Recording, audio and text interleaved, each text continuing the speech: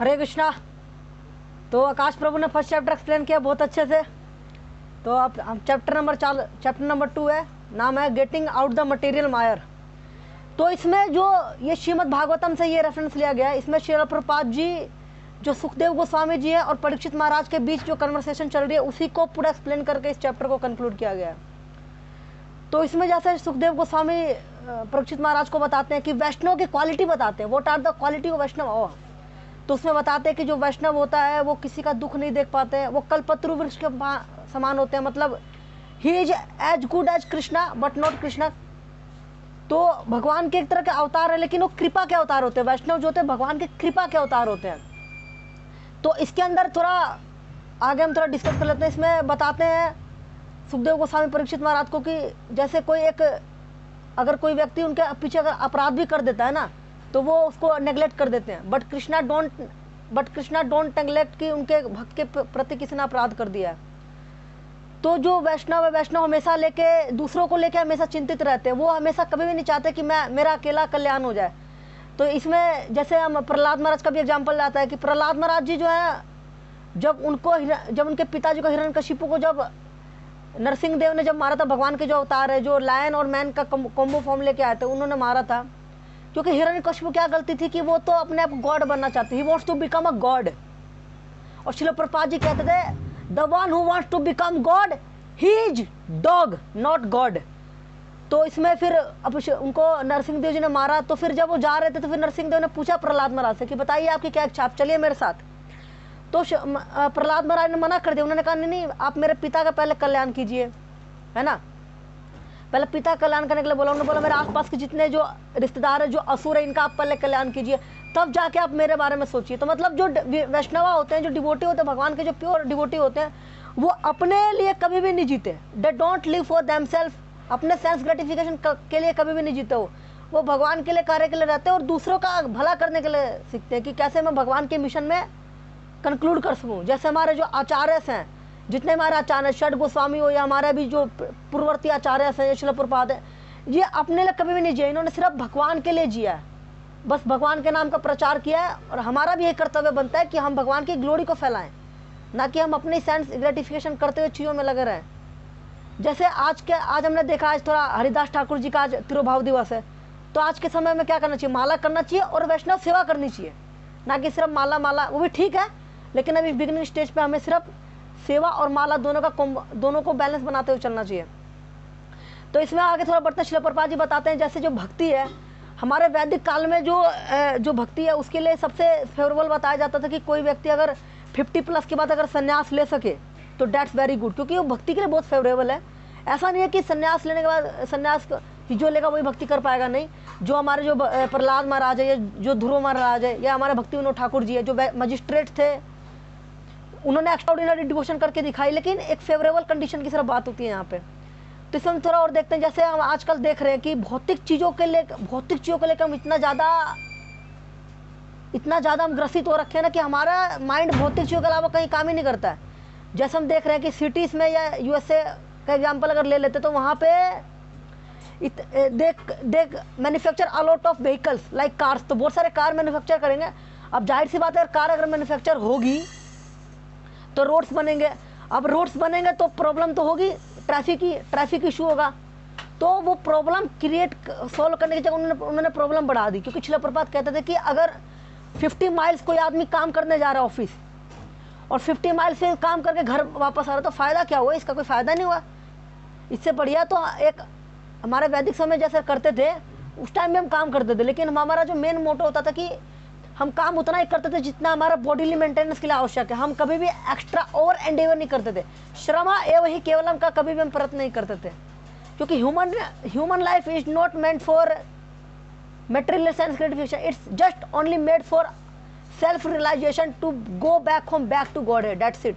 यही हमारा बिजनेस होना चाहिए लाइफ का। बाकी बॉडीली मेंटेनेंस के लिए जितना हमें करना है उतना करना चाहिए, ज़्यादा नहीं करना चाहिए, क्योंकि ठीक नहीं है बिल्कुल भी। क्योंकि हमने देखा आज की जो सोसाइटी है ये they are dependents on 4 things. क्या है, ईटिंग, खाने के लिए अच्छा मिल जाए, मीटिंग, थोड़ा मतलब एक अच्छे से मतलब उनको अपना एक सेक्स लाइफ में जाना चाह रहे हो, स्लीपिंग, उनको सोने के लिए बढ़िया अपार्टमेंट चाहिए, और डिफेंडिंग, अपने आप को प्रोटेक्ट करने के लिए कुछ लोगों का संग चाहते हो हमेशा।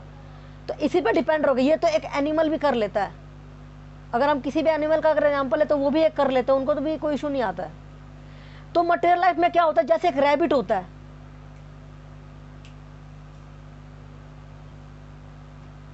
जैसे एक रैबिट होता है, तो रैबिट को अगर कोई एक जानवर मारने, जैसे एक टाइगर मारने आता है, तो रैबिट सोचे कि अगर मैं अपना जो सर है उसको अगर मैं एक छेद में अगर रख लूँ तो मेरे को शेर नहीं मारेगा। तो क्या ऐसा पॉसिबल है? नहीं है।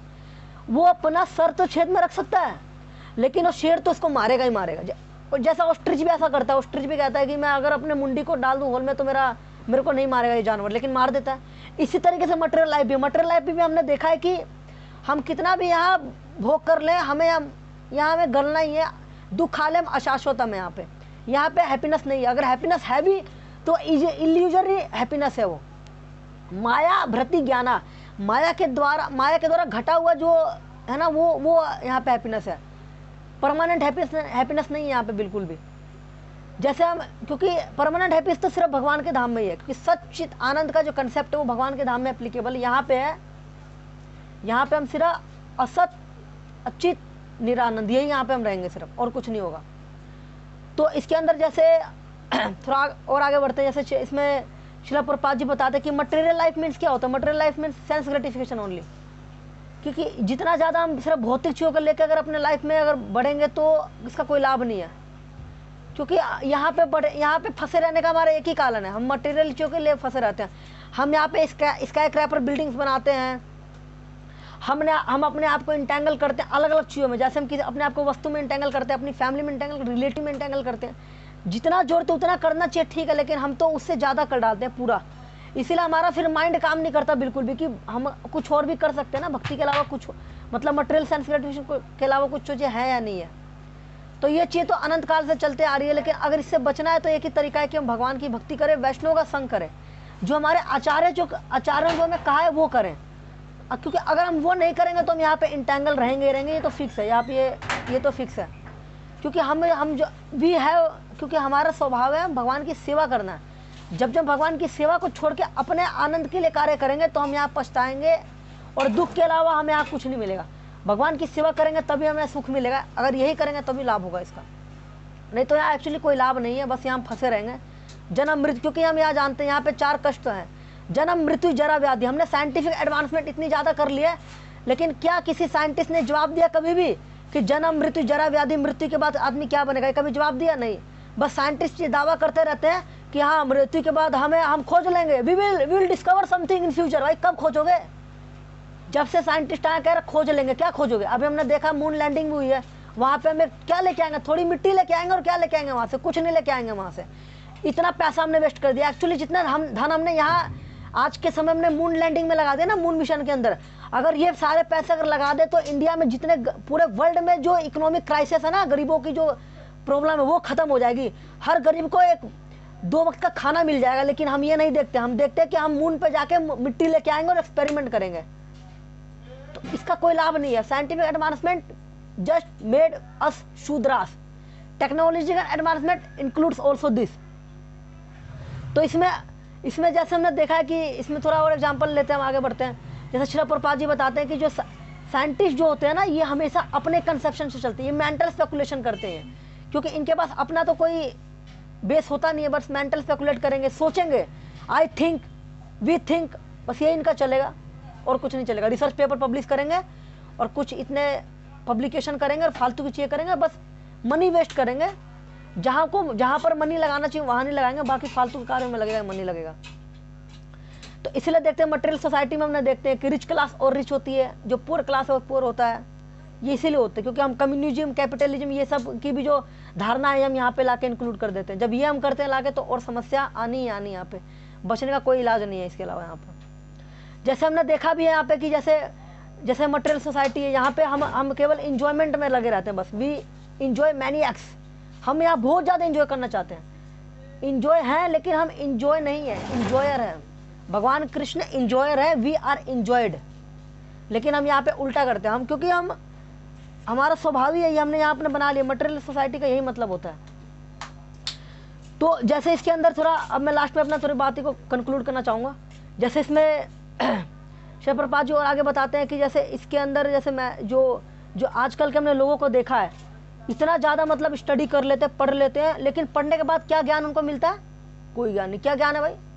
ईटिंग, स्लीपिंग, बैटिंग, डिफेंडिंग, बस जस्ट डिपेंडेंट ऑन दैट, और कुछ नहीं है इनका इसके अलावा। यहाँ पे यही पे चलेगा इनका। और कुछ स्क्रिप्चुरल नॉलेज, इन्होंने इसको तो कह दिया स्क्रिप्चुरल नॉलेज, ये कुछ नहीं है, पिछड़े हुए लोगों के लिए ही है। ये पिछड़े लोगों के लिए नहीं है, ये एडवांस लोगों के लिए। लेकिन आज के लोग आज के समय में समझ नहीं आएंगे, क्योंकि हम एज ऑफ कली में है ना, तो कली में तो हमारा एज ऑफ कली मीन्स हिपोक्रेसी एंड क्वारल, ये है। लेकिन हमने देखा है हमारे जो षट गोस्वामी भक्तवृंद है, जैसे श्री रूप सनातन भट्ट रघुनाथ, श्री जीव गोपाल दास रघुनाथ, इन्होंने अपना सर्वस्व निछावर किया चैतन्य महाप्रभु की सेवा में, सब कुछ छोड़ छाड़ कर वृंदावन में आए। लेकिन इन्होंने क्या दिया हमें? जितने स्क्रिप्चर्स हैं उन सबका स्क्रूटनाइजिंगली सेंस हमको दिया। तो हमें ये सीखना चाहिए। लेकिन हमने तो मजाक बना के रख दिया इन चीज़ों का, हम सिर्फ भोग की चीज़ों में लगे पड़े हैं बस। इसका लेकिन कोई लाभ नहीं होने वाला। हमें तो सिर्फ भगवान की भक्ति ही करनी है, तभी यहाँ लाभ होगा, नहीं तो मटेरियल चीज़ों में हम फंसे रह जाएंगे, इसका कोई लाभ नहीं होगा।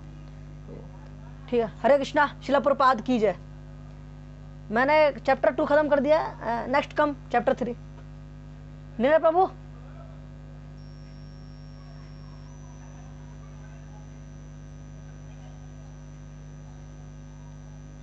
हरे कृष्णा, उस प्रभु आप आ जाइए।